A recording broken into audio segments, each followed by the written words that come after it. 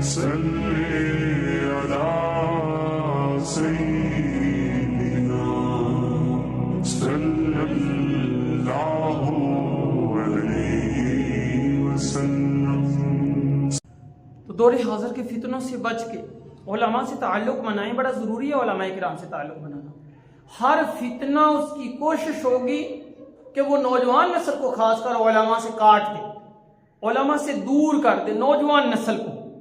और आज तो मेरे प्यारे भाइयों सोशल मीडिया का दौर है, हर बच्चे के हाथ में मोबाइल है, उसने निकालना है और देखना है। अब जिस चीज़ को आप बार बार सुनेंगे, देखेंगे और दूसरी चीज़ की तरफ जाएंगे नहीं, तो मेरे प्यारे भाइयों आप कैसे समझेंगे कि हक क्या है।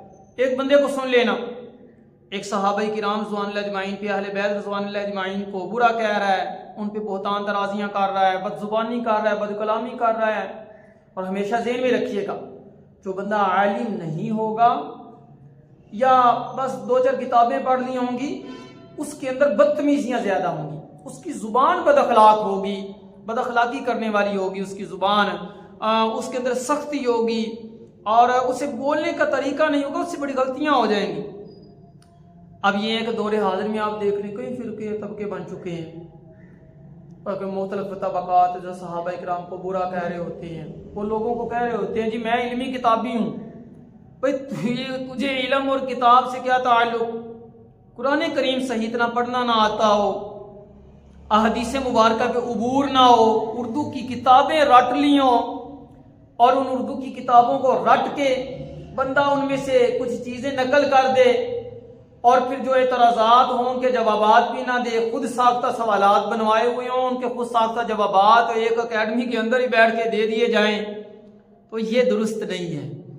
ऐसे तबके से बचना चाहिए मेरे प्यारे भाई। वरना तो हर बंदा कहे मुझे नमाज आती है मैं इमाम बन जाऊँ, एक बंदा कह देगा मुझे तकरीर आती है मैं बयान करना शुरू कर दूँ। आजकल ऐसे लोग भी हैं जिनको थोड़ा सा बोलना आ जाता है, बयान करना आ जाता है, तो वो बयान करने वाले उलमा को हकीर समझना शुरू कर देते हैं कि उलमा की क्या हैसियत है, उलमा किराम हमें भी बोलना आता है, हम तकरीर अच्छी कर लेते हैं। आपने शहर के अंदर आलिम तो नहीं था लेकिन उसका लहजा और बोलने का अंदाज जरा ठीक था, तो लोग उलमा को तर्क करके उसको सुनने जाया करते थे, उसको सुनते थे। मैं हैरान हो गया कि उलमा किराम को हम इतनी अहमियत नहीं दे रहे। तो बहरहाल जिसको बोलना आ जाता है वो उलमा को हकीर समझना शुरू कर देता है, मुझे बयान करना आ गया है, मैं बड़ा बन गया हूँ तो मैं भी इनकी सब में खड़ा हो गया हूँ। तो इसी तरह हर फितना जिसको थोड़ा सा बोलना आ जाए, चाहे वो गामदीयत हो चाहे वो कोई भी हो, वो अपने जो मामलात और ज़हनी तौर पे उसने चीज़ें निकाली हुई हैं वो उनको लोगों के सामने रखेगा और लोग कहते हैं वाह भाई वाह, बल्ले बल्ले कर देती है, गल्ला ऐसे कभी सुनिया ही नहीं। और मेरे प्यारे भाइयों इन फितनों से बचें। जो फितना भी उलमाए किराम के खिलाफ जाए, उलमाए उम्मत के खिलाफ जाए, जो गलत है वो गलत है। चंद एक बातें बंदा सही कर दे कि कब्र परस्ती नहीं करनी चाहिए, बंदा कर दे कि गैरुल्लाह से नहीं मांगना चाहिए, बंदा कर दे कि गैरुल्लाह के सामने हाथ नहीं उठाना चाहिए, उनसे दुआएं नहीं मांगनी चाहिए, उनको नहीं पुकारना चाहिए, उनको सजदे नहीं करने चाहिए। ठीक है, अब एक दो बात अगर कोई सही कर दे और साथ में मिक्स करके कोई गलत बातें भी कर दे, हम उसकी सारी बातों को ठीक नहीं कहेंगे। तो मेरे प्यारे भाइयों ऐसे फितनों से बचें, खुदारा अपने ईमानों को बचाएं, खासकर बदजुबान लोगों से, बदतमीज़ लोगों से, बदतहजीब लोगों से, बदअखलाक लोगों से तो अपने आप को बचाएं। उसने आके जी सारे उलमा को ये कर दिया, वो कर दिया, फलां कर दिया। असल मजा तो तब था जब सामने आके बैठता, फिर गुफ्तगू होती, फिर पता चलता इल्मी किताबी है बंदा।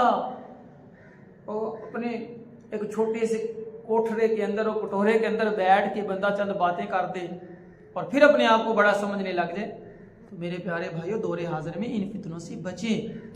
ऐसे लोगों को सुनना, उनके स्टेटस लगाना कि बिल्कुल भी जायज़ नहीं है, बिल्कुल भी दुरुस्त नहीं है। और कल क़यामत वाले दिन पकड़ हो गई ना, तुमने मेरे साथ नबी के सहाबा को बुरा कहा था, आ जाओ जरा, और अल्लाह पकड़ के साइड पे कर दें, फरिश्ता जरा फेंको ना इनको जहन्नुम में। मेरे नबी की फौज के खिलाफ उपवासात किया करते थे और मेरे नबी की फौज के खिलाफ बोलते थे ये। तो मेरे प्यारे भाइयों हर फितना सबसे पहले उलमा से मुतनफ़र करेगा, ताकि उलमा से दूर हो जाएं लोग, तो तब उनको झकड़ना बड़ा आसान हो जाता है। अल्लाह से दुआएं मांगा करें दौरे हाजिर के फितनों से बचने की, फितना दज्जाल से बचने की अल्लाह हम सबको इन सब फितनों से महफूज रखें। आमीन।